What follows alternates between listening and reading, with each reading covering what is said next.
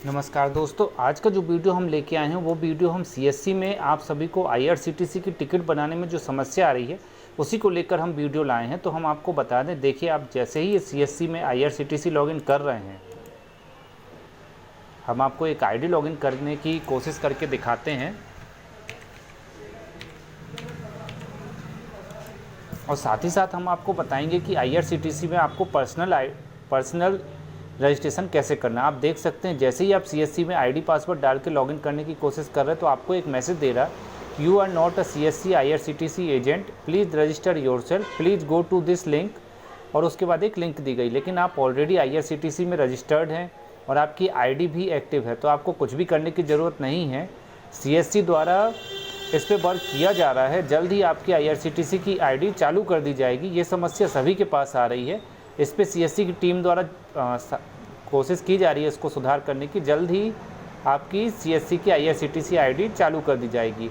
चलिए अब हम बताते हैं आपको आईआरसीटीसी में पर्सनल रजिस्ट्रेशन कैसे करना। तो उसके लिए सबसे पहले आपको आईआरसीटीसी की होम पेज के पोर्टल पे आ जाना है।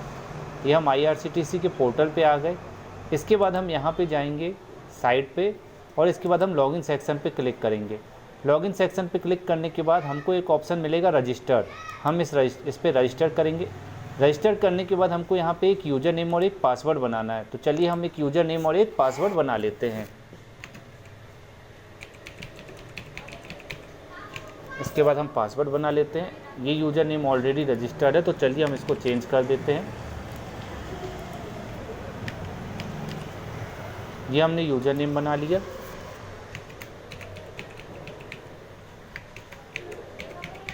इसके बाद आप एक पासवर्ड बना लीजिएगा।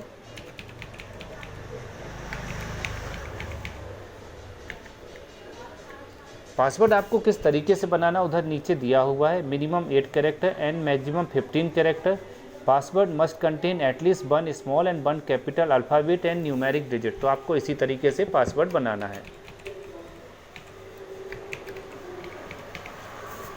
इसके बाद आप लैंग्वेज डाल दीजिए। लैंग्वेज हम इंग्लिश कर देते हैं। इसके बाद आप एक सिक्योरिटी क्वेश्चन बना लीजिए, जो भी आप बनाना चाहें।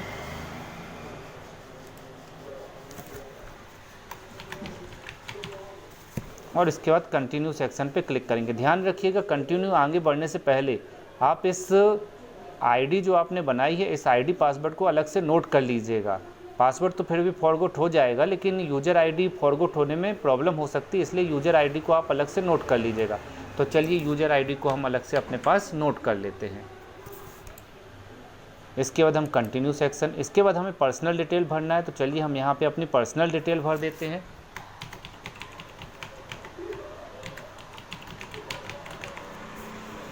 जो भी आपका ऑक्यूपेशन हो वो आप डाल दीजिए।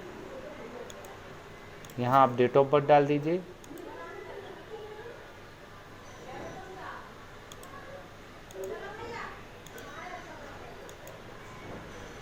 इसके बाद मैरिड अनमैरिड मेल जो भी है। ध्यान रखिएगा, यहाँ ईमेल आईडी और मोबाइल नंबर आपको वही डालना है जो ईमेल आईडी और मोबाइल नंबर आपका कहीं भी रजिस्टर नहीं है, मतलब आईआरसीटीसी के पोर्टल में कहीं भी रजिस्टर नहीं है।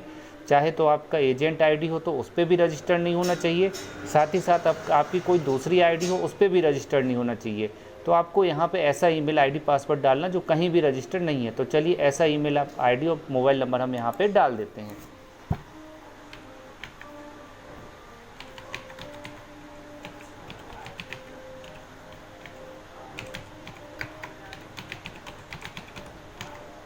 इसके बाद हम यहाँ ईमेल आईडी ऑलरेडी रजिस्टर्ड है।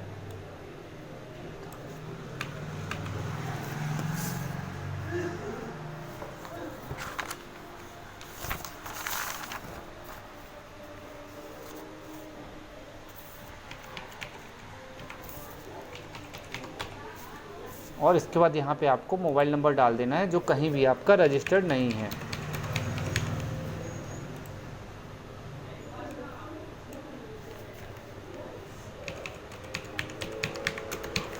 और इसके बाद आपको नेशनैलिटी जो भी आपकी इंडिया वो डाल देते हैं।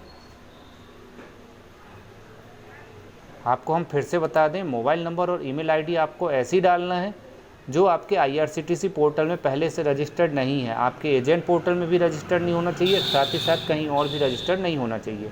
इसके बाद हम कंटिन्यू बटन पे क्लिक करेंगे। इसके बाद यहाँ आपको एड्रेस डालना है, तो चलिए यहाँ पे आप एड्रेस डाल दीजिए।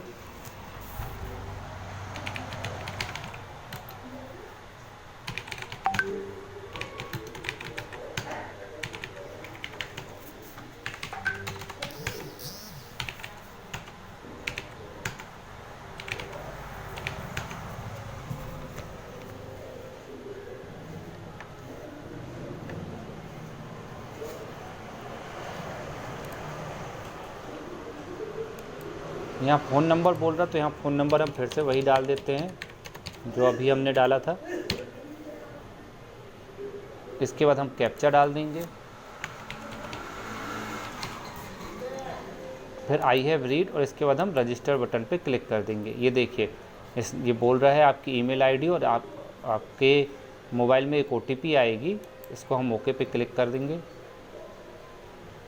जी हमारी आईडी सक्सेसफुली रजिस्टर्ड हो चुकी है। अब इसके बाद हमें अपनी आईडी को एक्टिवेट करना है, तो हम क्लिक हियर यहाँ पे क्लिक करेंगे। अब हम लॉगिन करने की कोशिश करते हैं, तो देखते हैं हमारी आईडी लॉगिन हो रही है कि नहीं।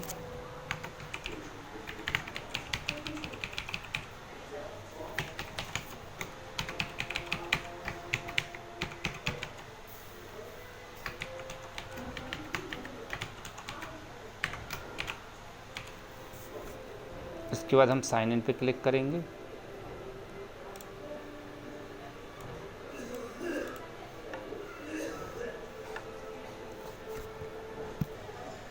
जी देखिए जैसे ही हम आईडी पासवर्ड डालें और लॉगिन हुए, तो इसमें लिखा आ रहा है mobile number not verified, email not verified.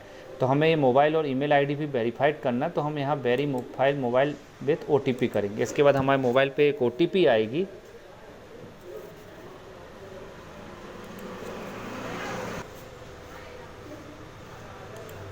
हम ओटीपी डाल देते हैं। जी हमारा मोबाइल वेरीफाई हो गया।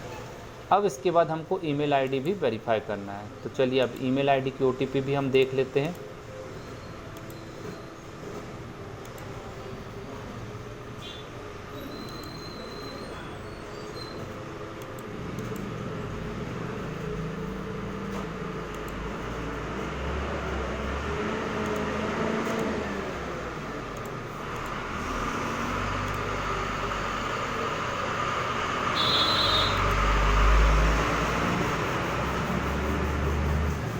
हमारी ईमेल आईडी में भी ओटीपी आ गई है, तो चलिए हम ईमेल आईडी की भी ओटीपी डाल देते हैं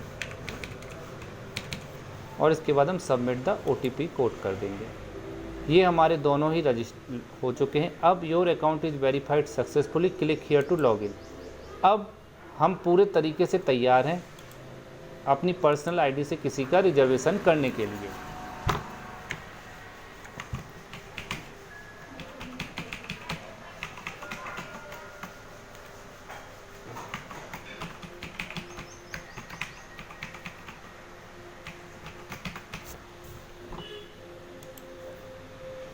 ये देखिए ये हमारी आईडी लॉगिन हो चुकी है, ये हमारा नाम भी आ चुका। तो इस तरीके से आप पर्सनल आईडी से रिजर्वेशन कर सकते हैं। लेकिन हम आप सभी को सलाह देंगे कि अगर आप IRCTC की एजेंट आईडी चलाते हैं और आपके पास यदि IRCTC की एजेंट आईडी है, तो आप पर्सनल आईडी का बिल्कुल भी यूज़ मत करिए। हो सके तो अधिक से अधिक आप IRCTC की एजेंट आईडी ही यूज़ करिए। पर्सनल आईडी आप बिल्कुल भी यूज़ नहीं करिए, क्योंकि पर्सनल आईडी सिर्फ आपके पर्सनल रिजर्वेशन के लिए होती है। यदि आपको अपना पर्सनल रिजर्वेशन करना है तो आप यूज कर सकते हैं, लेकिन अगर आपको अपने ग्राहक का करना है तो आप IRCTC की, अगर आपके पास एजेंट आईडी है तो आप एजेंट आईडी का ही उपयोग करिए। तो इस तरीके से आप IRCTC की पर्सनल आईडी बना सकते हैं। और आशा करते हैं कि वीडियो आपको पूरा समझ में आया होगा, आपको आईडी बनाने में किसी भी प्रकार की समस्या नहीं आएगी। तो चलिए वीडियो को हम यहीं पे समाप्त करते हैं। जुड़े रहिए निखिल कंप्यूटर जबलपुर से। मिलेंगे अगले वीडियो में, तब तक के लिए धन्यवाद।